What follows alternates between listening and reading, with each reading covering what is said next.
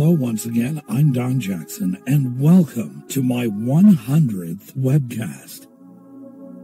Before we begin, I wanted to announce that one of my original Christmas stories will be featured in the new Chicken Soup Christmas in Canada. It will be published by November the 4th, just in time for the holiday season. I think the book will make the perfect gift this year, filled with the warmth and cheer of Christmas. And I hope you will look for it wherever you find Chicken Soup for the Soul. For more details, you can follow me on Twitter at LOS Don Jackson or on Facebook at The Heartbeat of the Internet. He described his first glimpse of my face. The mouth downturned, the eyes bright with a sympathy that swept him and every other boy right in. The hem of my dress moved like a damask curtain in a summer gust. My voice was an addictive melody I can't get out of my head. This is what a true writer does, I decided. Makes life better than it is. An excerpt from the book Gatsby's Girl by Carolyn Preston. This time around for my 100th program, All the Right Moves, with a heartbeat of the Internet.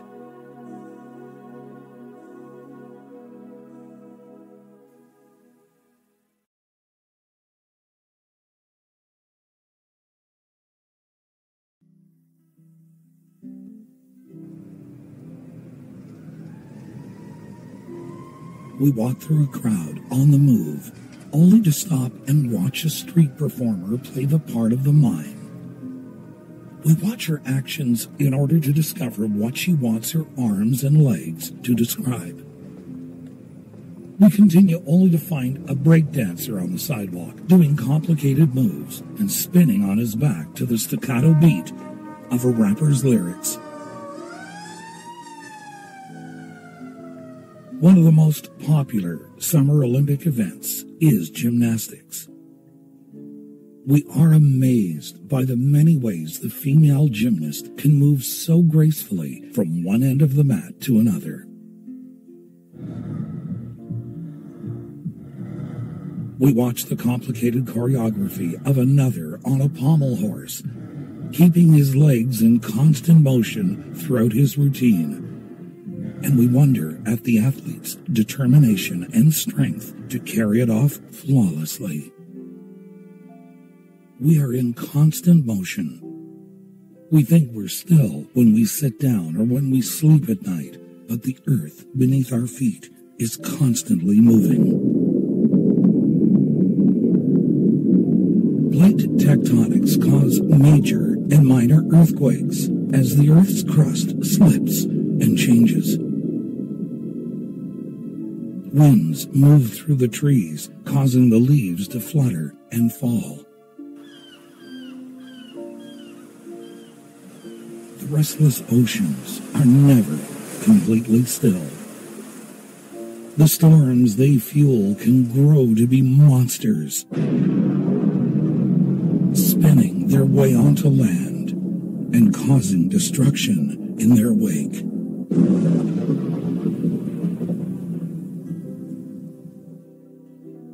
Our world turns, giving us day and night, as well as the seasons of the year. Our sun turns on its axis as well. All the planets in our solar system are in motion as they spin and orbit the sun. From the smallest of asteroids to the largest comet to the great red spot on Jupiter, our celestial neighborhood is in constant motion. Our galaxy spins around the event horizon of a massive black hole at its center. Other galaxies are racing away from us because the universe itself is in motion. Others collide when they stray too close. In order for us to survive, the universe needs to be perfect with all the right moves.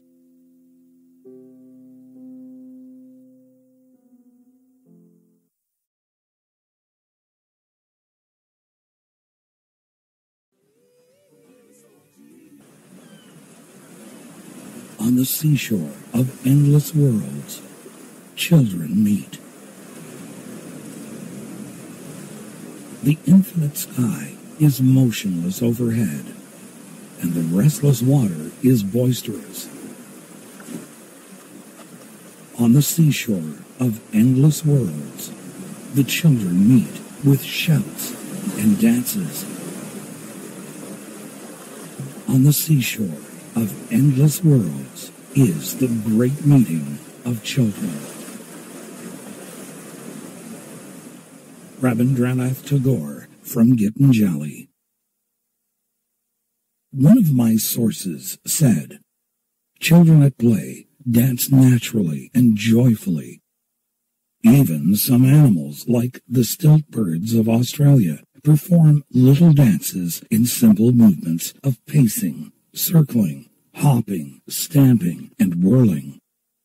The art of dancing is the natural expression of feelings in rhythmic movements. It is probably the oldest of arts. To people in early stages of civilization, it may not have been an art, but it was an important part of daily life. When a member of one of the great Bantu tribes of Africa met a stranger from another tribe, he asked, "What do you dance?" Among the Bantus, the dancing of a person told his tribe, his social customs, and his religion. Forms or patterns developed in dancing. This happened when certain steps were accepted as the proper way to express certain emotions.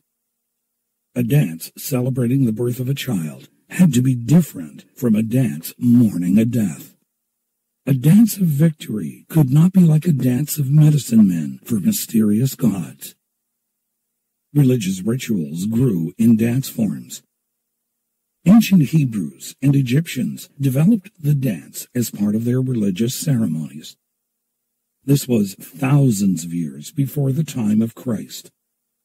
The Bible tells in the book of Exodus how Miriam led the Israelite women in a dance of thanksgiving. The dance celebrated their safe passage of the Red Sea. The first clear records of dancing were found in Egypt. On the walls of the tombs of the pharaohs, the rulers of Egypt, are pictures of people dancing before the temples of their gods. End quote. Consider the graceful moves of the ballet dancer. The ballet came from the old Roman and Greek pantomimes. Ballet tells a story by use of acting, dancing, and music. As early as the 16th century, Catherine de' Medici, Queen of France, introduced Italian ballet to the French court. It became very popular there. The courtiers took part in the ballets. King Louis XIV himself danced the leading role in one ballet, The Sun King. He also founded the Academy of Music and Dance, which was the birthplace of all modern European ballet.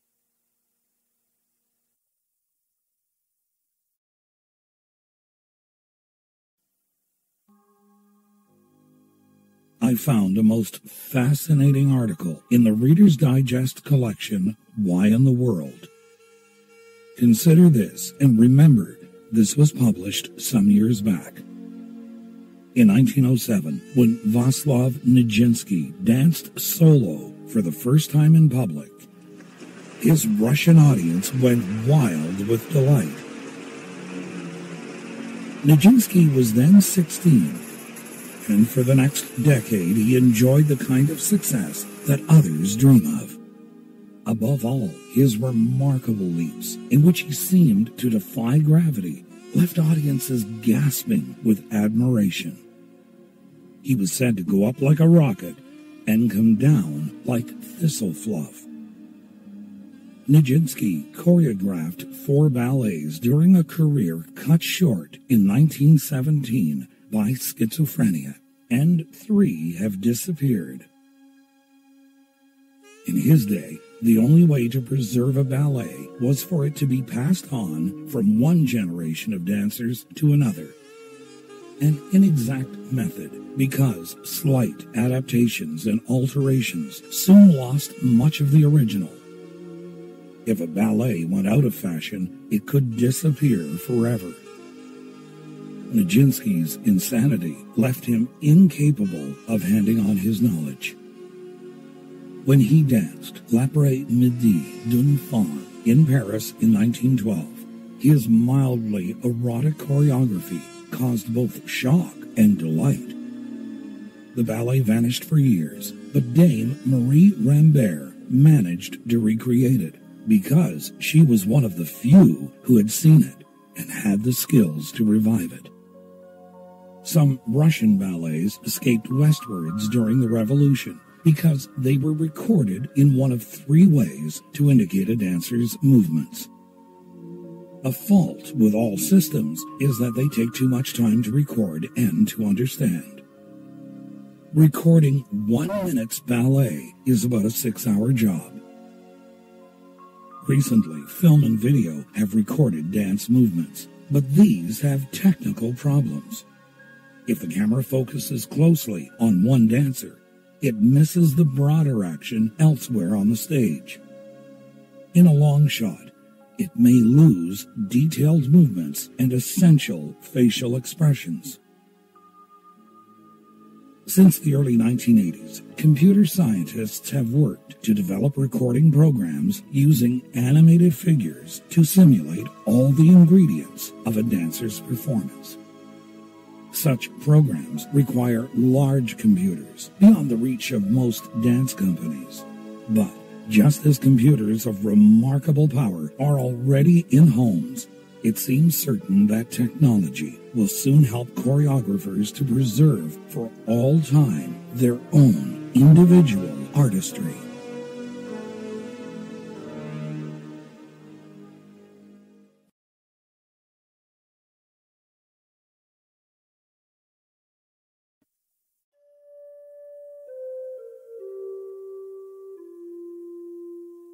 Speaking of the dance, one writer said this of 2 of the most popular dancers from the past, and I quote, "Ginger's earthy, rather brash approach complemented Fred's refined style."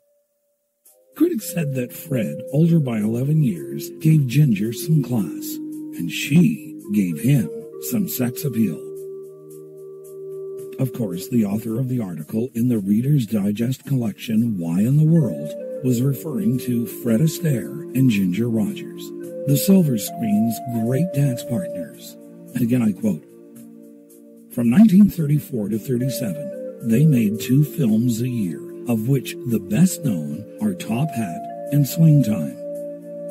The magic of their seemingly effortless dancing, a mixture of ballroom, ballet, and tap, was backed by magnificent sets, plus music by George Gershwin and Irving Berlin. Their films were an ideal antidote to the Depression and helped bring a revival in ballroom dancing." End quote. You know, no matter how tired we are because of all of our paid movements throughout the course of a single day, we seem to have enough energy to want to dance the night away. Again from this Reader's Digest collection. The French word discothèque, meaning a record library, kept that meaning until September 1960.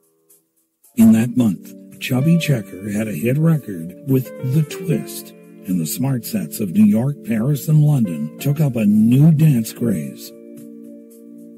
A Paris nightclub where Café Society gathered became the first discotheque. The owner installed loudspeakers and hired a man to choose and announce each record. The coolness of dancing without any physical contact to music from a human jukebox was an immediate success. For a time, the trend was confined to smart clubs, but by the late 1960s, discotheques were operating at private parties. Pubs and clubs took the craze to larger groups. The record industry had a large and ready-made market for a different kind of music, dominated by a heavy bass rhythm designed for dancing rather than singing.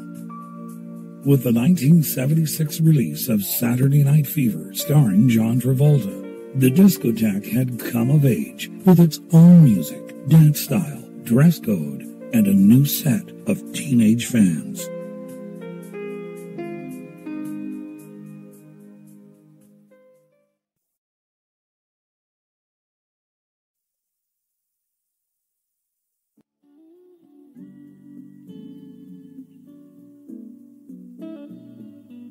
Outside the house, a shadow moved. An autumn wind arose and faded away, but there was something else in the silence that he heard. It was like a breath exhaled upon the window. It was like a faint drift of greenish, luminescent smoke. The motion of a single huge October leaf blowing across the lawn and away.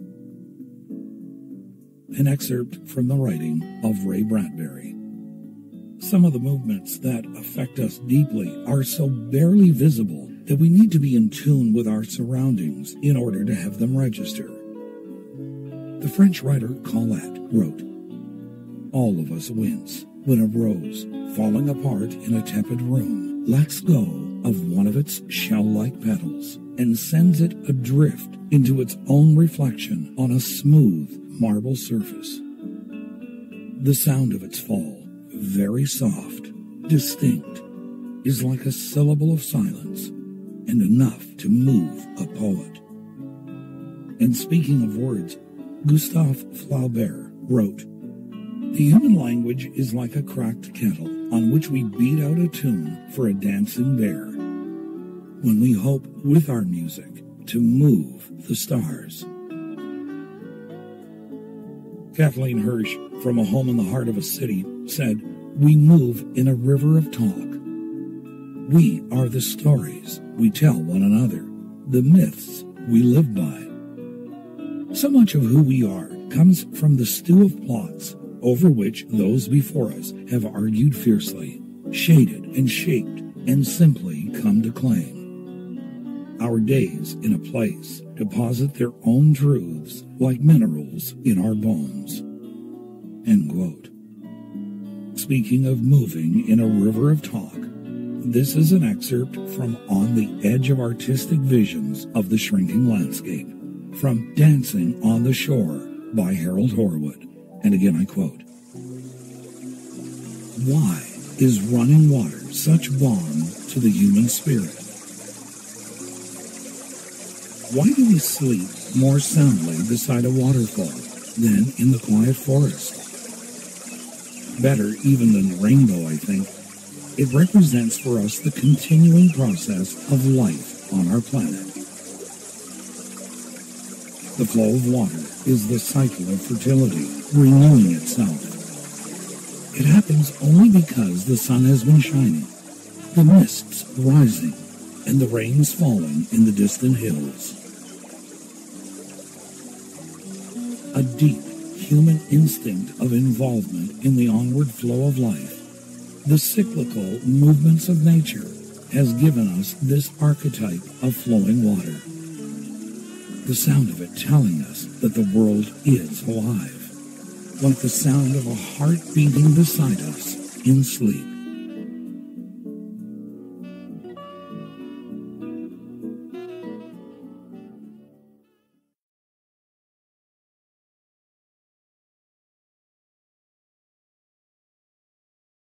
My first published work will be featured in the new Chicken Soup for the Soul book, Christmas in Canada. It will be published on November the 4th, just in time for the holiday season, and I hope you will tell all your friends and family about it. Bob Talbert in the Detroit Free Press said, "Most of us could move mountains if only someone would clear the foothills." I've always liked this story, written by Pierce Vince Eckhart. I quote, "When I was a Boy Scout, we played a game when new scouts joined the troop. We lined up chairs in a pattern, creating an obstacle course through which the new scouts, blindfolded, were supposed to maneuver. The scoutmaster gave them a few moments to study the pattern before our adventure began. But as soon as the victims were blindfolded, the rest of us quietly removed the chairs. I think life is like this game. Perhaps we spend our lives avoiding obstacles we have created for ourselves, and that in reality exist only in our minds. We're afraid to apply for that job, take violin lessons, call an old friend, whatever it is that we would really like to do, but don't because of perceived obstacles. Don't avoid any chairs until you can run smack into one, and if you do, at least you'll have a place to sit down.